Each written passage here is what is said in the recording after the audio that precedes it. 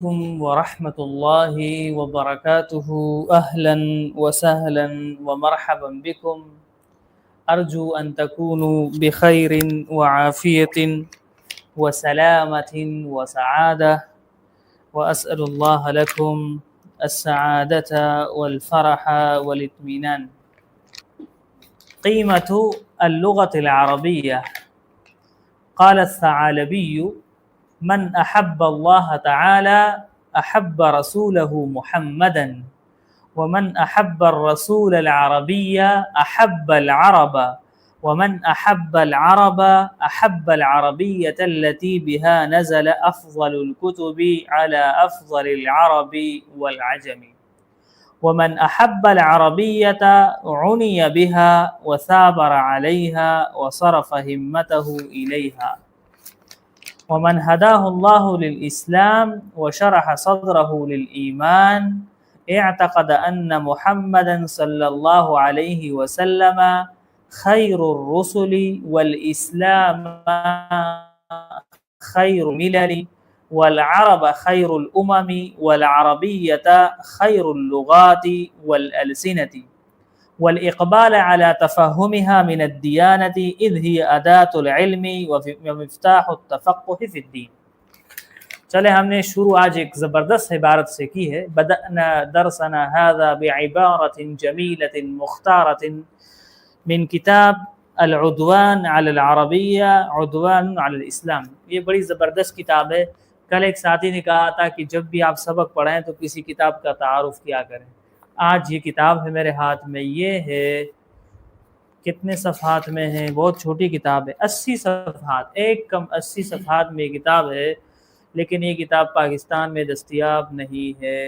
انہوں نے بڑی اچھی بات کی ہے۔ امام ثعالبی رحمۃ اللہ علیہ، آپ جانتے ہیں عبد الملک بن محمد ان کا نام ہے اور لغت کے امام ہے۔ ان کی کتاب فقہ اللغہ بہت مشہور ہے۔ انہوں نے بہت زبردست بات کی ہے۔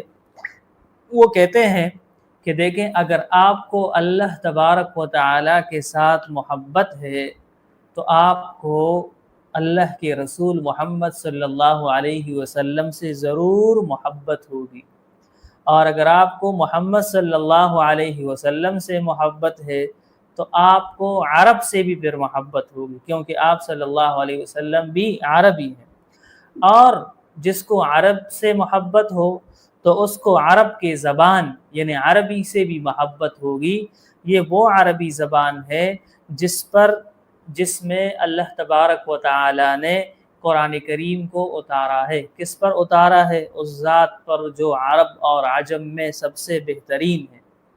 تو اللہ کی محبت لے جاتی ہے رسول اللہ صلی اللہ علیہ وسلم کی محبت کی طرف، رسول اللہ صلی اللہ علیہ وسلم کی محبت لے جاتی ہے عرب کی محبت کی طرف، اور عرب کی محبت لے جاتی ہے عربی زبان کی محبت کی طرف، اور جو عربی زبان سے محبت کرتا ہے تو وہ اس پر توجہ بھی دیتا ہے، پابندی بھی کرتا ہے، اور اپنی ہمت کو اس کی طرف پھیر دیتا ہے۔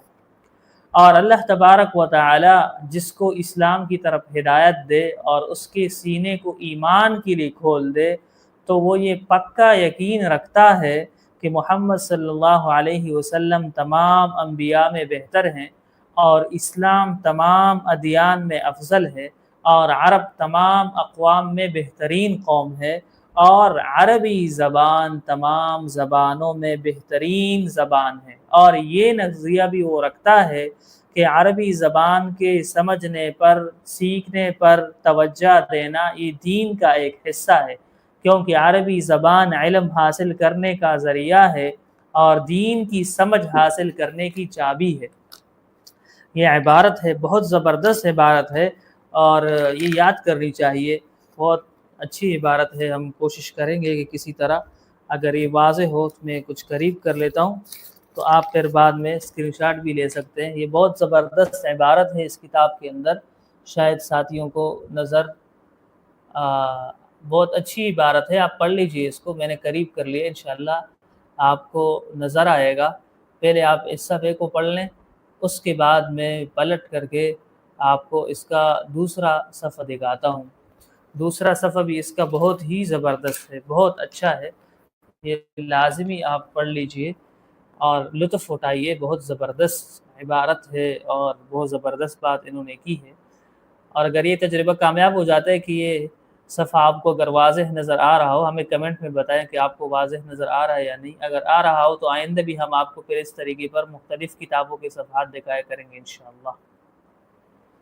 یہ ہمارا آج کی یہ کتاب، اس کا نام ہے العدوان علی العربیہ عدوان علی الاسلام، کہ عربی سے دشمنی اسلام سے دشمنی ہے. یہ نام کیوں رکھا گیا؟ خلاصہ کلام یہ ہے کہ آج سے 70 سال پہلے عربی کے خلاف ایک بہت بڑی تحریک شروع ہوئی تھی. مقامی زبانوں کو زندہ کیا جائے اور عربی زبان کو چھوڑا جائے. جیسے ہمارے ہاں بھی لوگ کہتے ہیں کہ اردو بولتے ہوئے عربی کے الفاظ استعمال نہیں کرنے چاہیے کیونکہ یہ تو دوسری ثقافت ہے، حالانکہ خود جو یہ بات کرتے ہیں وہ انگلش کی 60% الفاظ اردو میں استعمال کر رہے ہوتے ہیں. تو اسی طرح مصر اور ان ممالک میں بھی یہ، خاص کر افریقی ممالک میں یہ مرض پھیل گیا تھا. آپ عربی کے طالب علم بن چکے ہیں، سیکھنے والے بن چکے ہیں، فارغ وقت کو نہ چھوڑیں.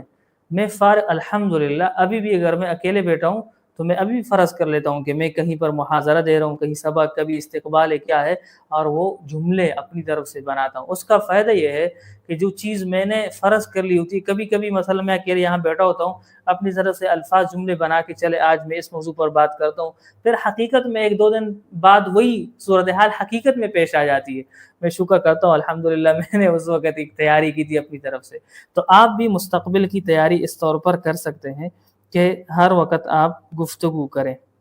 بھائی صلات سے متعلق کتاب کے بجائے دیکھیں، اگر آپ کو میں بتاؤں گا کہ آپ عربی زبان سیکھنا چاہتے ہیں تو آپ جائیں اور قاموس الوحید یاد کریں، یا آپ کو اچھا لگے گا، یا میں آپ کو کہوں القاموس الجدید یاد کریں، اچھا لگے گا؟ نہیں لگے گا.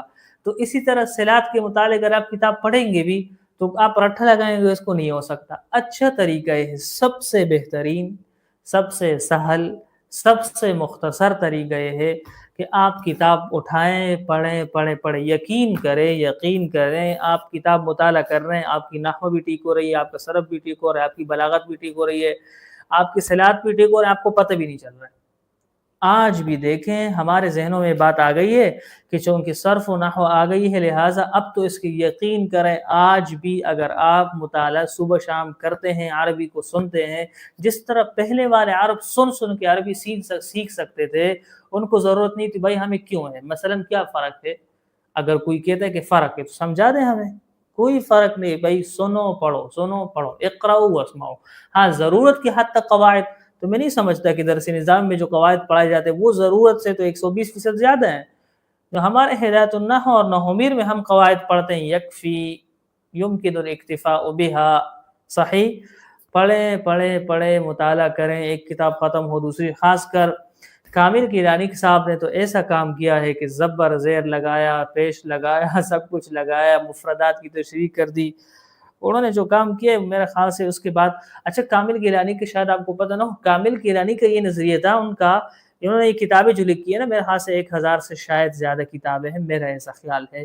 بہت زیادہ ہے نا، بہت زیادہ کتابیں ہیں ان کی. مختصر ہے نا، 17 صفحات، 14 صفحات، 13 صفحات. بڑی کتاب اگر ان کی ہے تو 45 صفحات، اور بھی بڑی بھی ہیں، لیکن اکثر کتابیں ان کی چھوٹی ہے رسالوں کی شکل میں. اس کی وجہ کیا، انہوں نے کتابیں کیوں لکھی؟ وہ یہی بات کر رہے تھے کہ بھائی یہی قصے ان کو پڑھاؤ، اسی سے زبان سکھاؤ. اور میں نے اس چیز کا خود ذاتی تجربہ کیا ہے کہ بغیر کسی صرف و نحو کے میں نے پڑھایا ہے. درستو، تھوڑی سی غلطیاں رہ گئی تھی، وہ پر میں نے سمجھا دیا کہ بھائی یہ غلطی نہیں کرو، سیکھ چکے ہیں وہ. صرف و نحو کی اہمیت کا ہم انکار نہیں کر رہے ہیں، ہم صرف اتنی بات کر رہے ہیں کہ تکلم کی حد تک جو ہے صرف ضروری. باقی صرف و نحو میں کوئی تخصص کرنا چاہتا ہے قرآن و حدیث کی فہم میں، وہ ایک الگ معاملہ ہے. ہم تکلم باللغت العربیۃ الفصحی کی بات کر رہے ہیں. کیف قضیت یومی، کیف حالک یا شیخ؟ مفتی شاہد صاحب فرما رہے کیف قضیت ومضیت اليوم. الحمدللہ لقد قضیت یومی هذا فی فرح وسرور.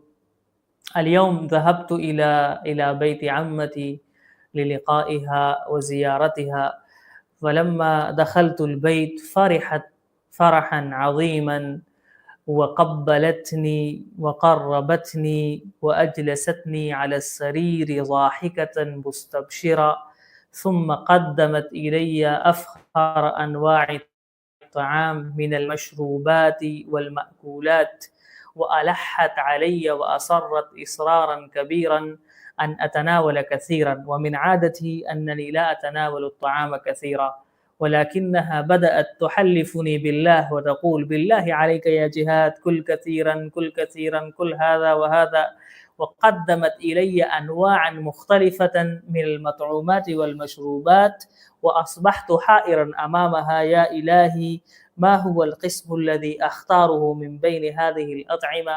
وأخيرا أخذت لقمة من كل شيء، وهكذا شبعت وامتلأ بطني، ولقيت بها وبأولادها ودردشنا وتكلمنا، ثم رجعت قبل هذا الدرس بنصف ساعة أو أكثر بقليل، رجعت من السفر بمسافة ساعة كاملة، ولكنني أسرعت واستعجلت لكي أصل على موعد هذا الدرس لكي لا يفوتنا درسنا هذا. فقضيت يومي بهذا الشكل. نعم ذهبت صباحا إلى المدرسة، ولكن ذهبت بعد الظهر إلى بيت عمتي. هكذا قضيت يومي الحمد لله. أريد أن تدلوني على كتاب أقرأه يوميا أخبرتك عن مستواي فقط. آپ کون سی کتاب یومیہ پڑھنا؟ اگر آپ کے مقالے چھپے ہیں نا پھر آپ یہ کتاب پڑھیں، قصص من التاریخ، قصص من التاریخ، ٹھیک ہے؟ اور اگر آپ اس سے، میرا مشورہ تو یہ ہے کہ آپ کو بہت آگے جانا چاہیے اور یہاں آنا چاہیے. یہ اتنی زبردست کتاب ہے، میرا دل چاہتا ہے کہ بس پڑھتا جاؤں. یہ دیکھیں میں نے پڑھا ہے بار بار، پھر دوبارہ یہ سارے نشانات میں لگائے ہوئے ہیں، یہ میں پڑھ چکا ہوں، لیکن پتہ نہیں تیسری مرتبہ ہے کون سی مرتبہ ہے کہ پھر بھی میرے مکتب پر پہنچ گئی ہے تاکہ میں اس کو پڑھوں. تو یہ ٹھیک ہے، زبردست کتاب ہے. کہہ رہے ہیں لعمری لقد انبہت من کان نائما واسمعت من کانت له اذنان. کہہ رہے ہیں میں نے سوتوں کو بھی جگایا ہے اور میں نے ان کو بھی سنایا ہے جن کے دو کان تھے. زبردست. لعمری لقد انبہت من کان نائما واسمعت من کانت له اذنان. جمیل جدا هذا کتاب، بہت زبردست کتاب ہے. اس کا نام ہے عیون الاخبار. دردش یدردش دردشتن کا معنی ہوتا ہے گپ شپ کرنا. دردش یدردش دردشتن، یہ بڑی اچھی بات کی آپ نے یہاں ایک بات کی ہے نا. دیکھیں آج بھی میں پڑھ رہا تھا کہ ایک عربی کے امام ہے یا ویسے امام ہے، انہوں نے یہ بات کی کہ اگر کوئی آدمی عوام الناس کے ساتھ زبر زیر کا خوب اہتمام کرتے ہوئے فصیح و بلیغ تعبیرات استعمال کرتا ہے اور ضروب الامثال محاورات سے اپنے کلام کو خوبصورت اور مزین بناتا ہے، تو یہ اس کی حماقت اور بے وقوفی ہے. اس لیے کہ عوام الناس کے ساتھ ان کی زبان میں بات کرنی چاہیے.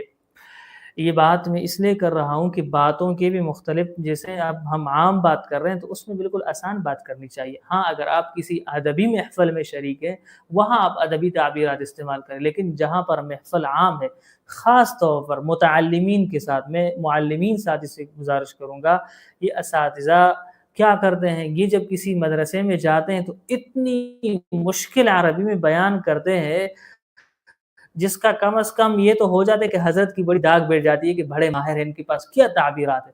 لیکن سننے والا یہ سمجھ لیتا ہے کہ میں یہ کبھی نہیں سیکھ سکتا. بہت ظلم عظیم ہے، بہت ظلم عظیم ہے کہ آپ ایک ابتدائی ساتھی کے ساتھ.